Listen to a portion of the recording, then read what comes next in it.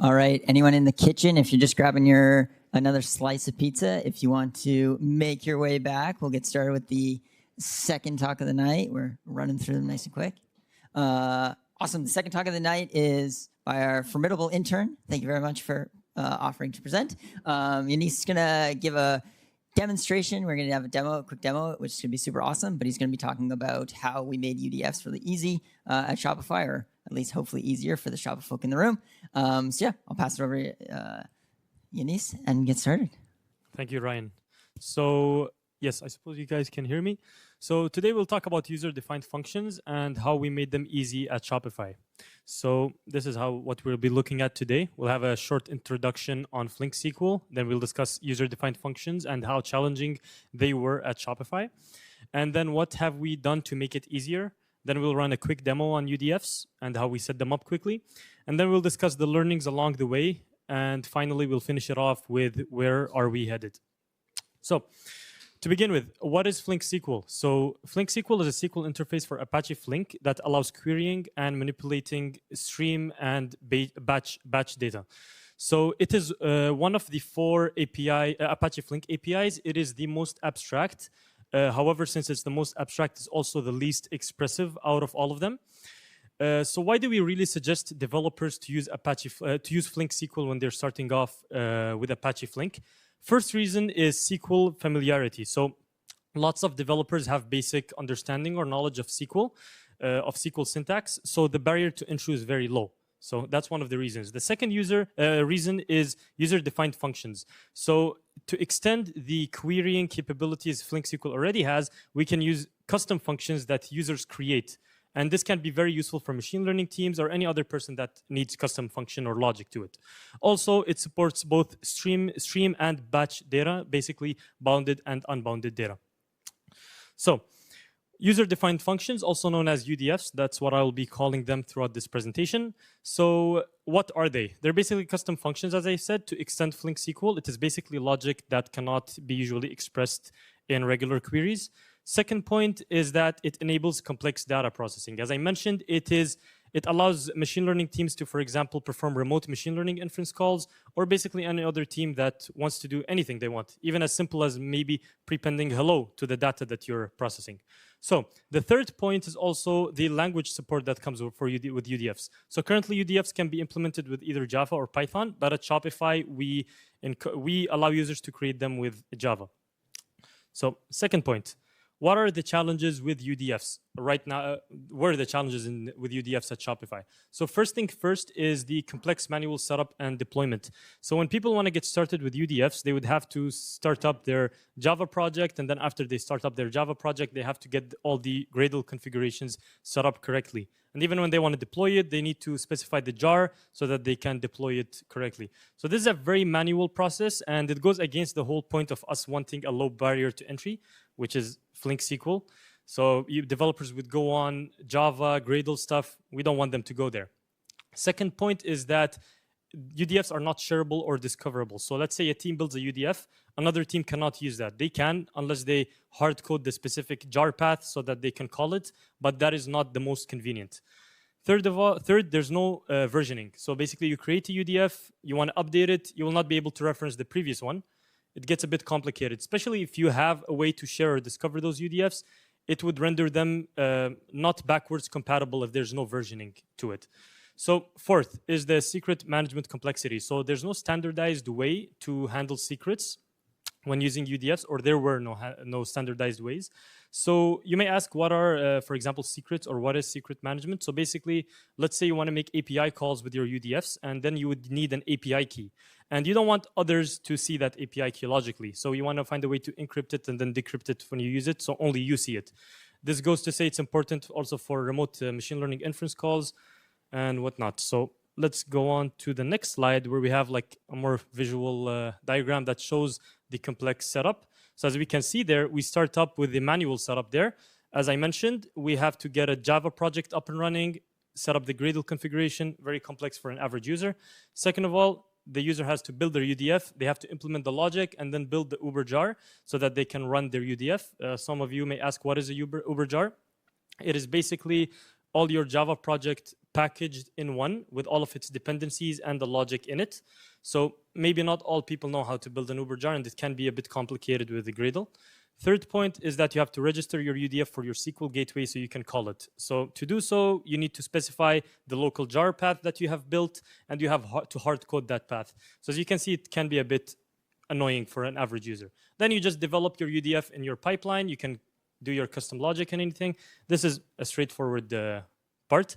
And then we go to the Docker preparation and the deployment part.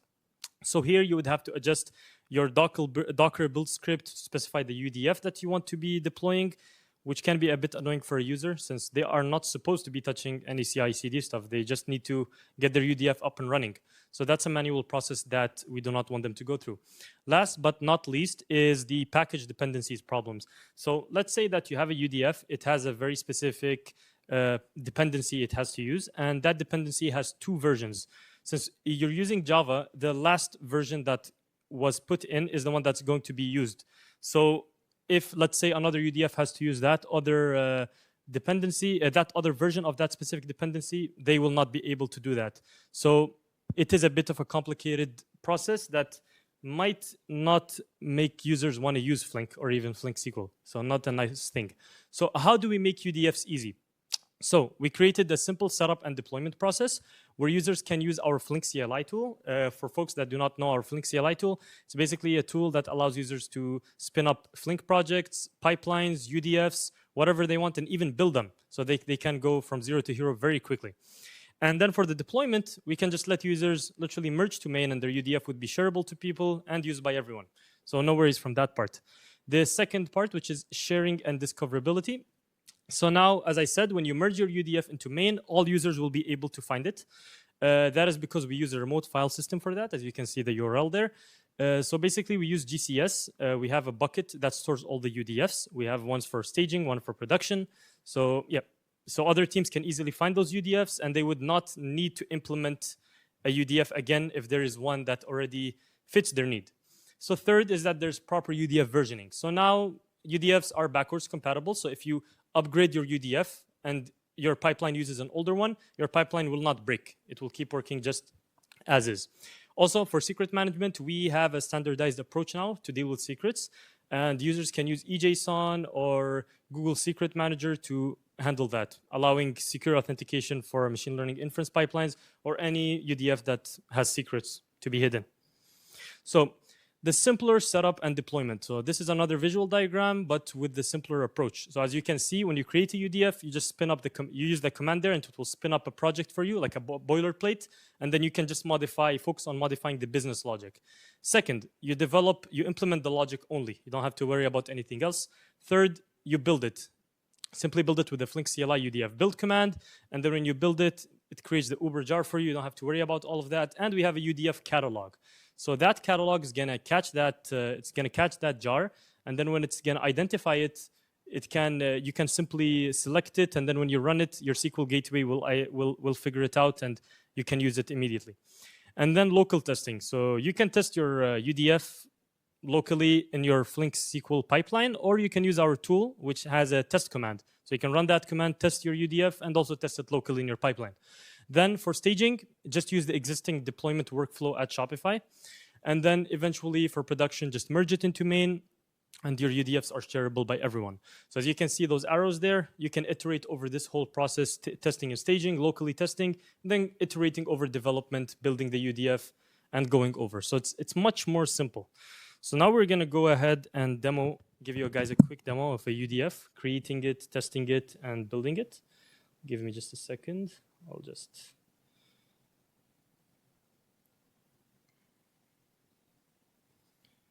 So I suppose you guys can see my screen. So this is a Flink project that we have spun up using our Flink CLI command.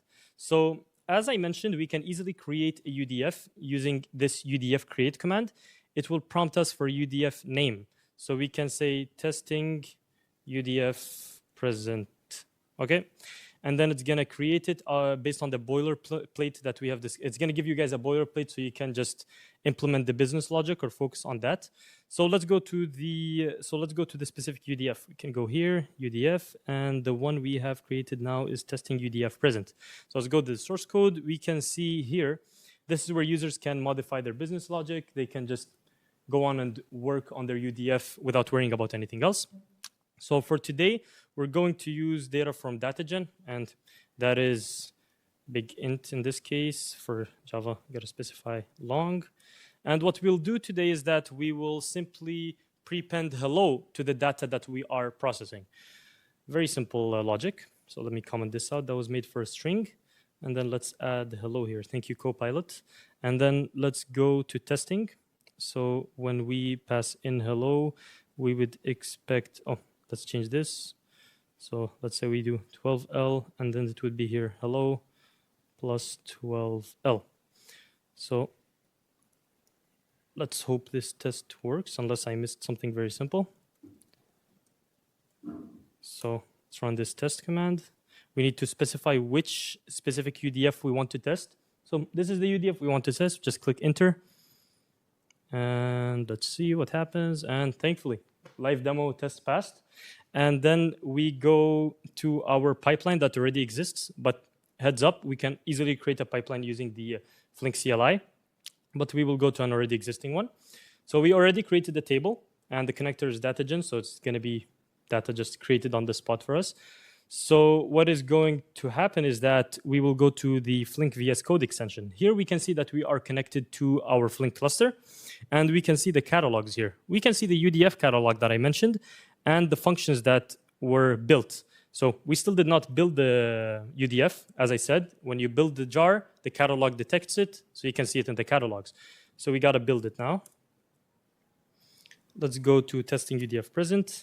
So hope this works as well. Works just fine. And then we refresh the project that contains it. And there it is. So we can see its method signature as I just changed it. It is big int. And then let's say you just click on that UDF. When you click on it, you get it in your Flink notebook that we have here.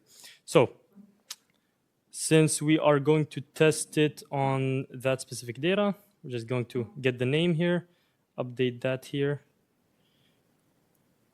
I got that right. Let's close this, and let's run this query. So as you can see, hello is prepended here. So that is the expected behavior we have. So as you can see, it's a very fast process. This is a very basic logic that we implemented, just prepending hello. But it goes to say that users can do pretty much anything they want with this. So let me go back to the PowerPoint.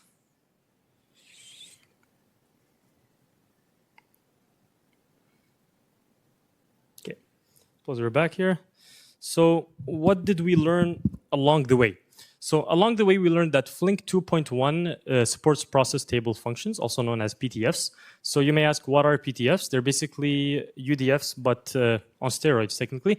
They allow access to state and timers. So basically, UDFs would allow you to look at, you can think of it like this, like UDFs, they look at the very specific rows, while PTFs look at the whole table, in the sense that it gives you the table state and timer. So basically, to give an analogy, let's say you want to see the last 5 logins. The state is going to support that. You're going to be able to see the last 5 logins in that process while you're processing. And then let's talk about timers. For example, you want to see if a specific behavior is persisted for 5 seconds. So the timer and state allow for these. So that is very important, and it's a very powerful abstraction found in 2.1. And then hopping into the bugs that we found in Flink 1.20. So basically, when you are using column-based arguments with UDFs in Flink 1.20, it renders the UDFs unusable. So it raises exceptions, and that is not nice at all. So we also learned that UDFs have dynamic UDF typing, so you do not have to specify the columns, the data types of the columns that you are processing, as in it can be just dynamically typed. So you don't have to worry about that, about specifying the data type of each column when you're processing. And then async UDFs. So basically, by default, it is just 10. But we discovered that we can modify that by increasing the buffer capacity. And it is that specific configuration there in the presentation. So to finish this off, where are we headed? So we're looking into Flip 539, and basically Flip 539 includes attaching metadata or configurations properties to UDFs. And as you can see here, this can be very useful. So we have there with the with clause, we have the description, the version, and the specific additional configuration you may want. The description is very nice because it enhances shareability. So let's say you have in your organization multiple teams using Flink. It would be nice to standardize a way to set descriptions. So if a team is looking for another UDF, they can just read the description and like, hey, this fits my business need. I can just use this. This fits the logic I want. I can just use this. Second is that there's some type of versioning standardization. When we were working on UDFs, we had to figure it out on our own. It is not something that is fairly set yet, but this Flip discusses that. So it would be nice for the open source community to figure out a better standardized way for that. Also for the future, we're looking to allow support for UDFs of multiple languages used at Shopify. So as you guys know, that could be Ruby or whatever other language that we may need. So thank you guys for listening. That was my presentation. And this is the Flink team at Shopify. So a round of applause for them, maybe. Yeah. So open for questions and answers. Yeah, Q&A. Does anybody have any questions for Yanis?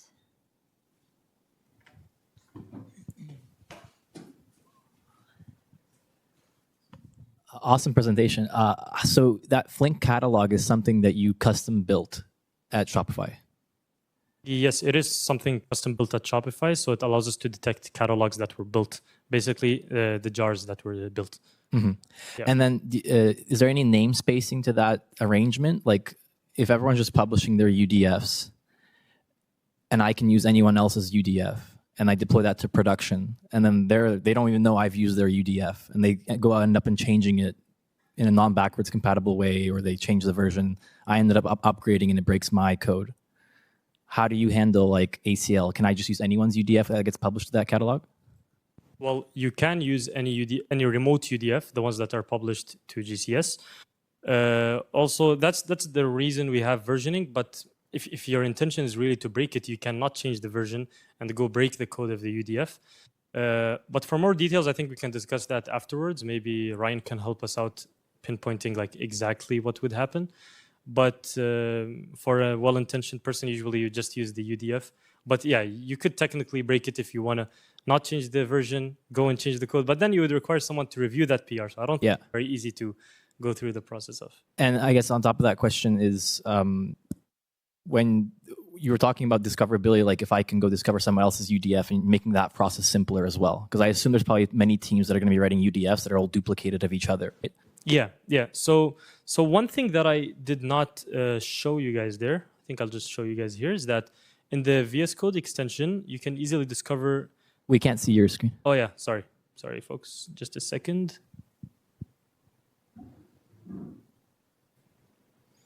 So suppose you can see it now. No, just a second. Yeah. So I suppose you can see it. So as you can see here, we have a remote UDF. You see this?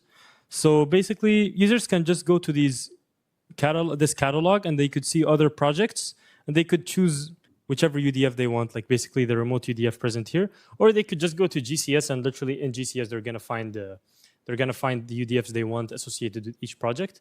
But also we want to improve, for example, searching for specific UDFs, maybe actually just searching for it and finding it. And I think descriptions are just going to help a lot with that. But yeah, that's what's up. I hope I answered your question. Awesome. Yeah. Any other questions?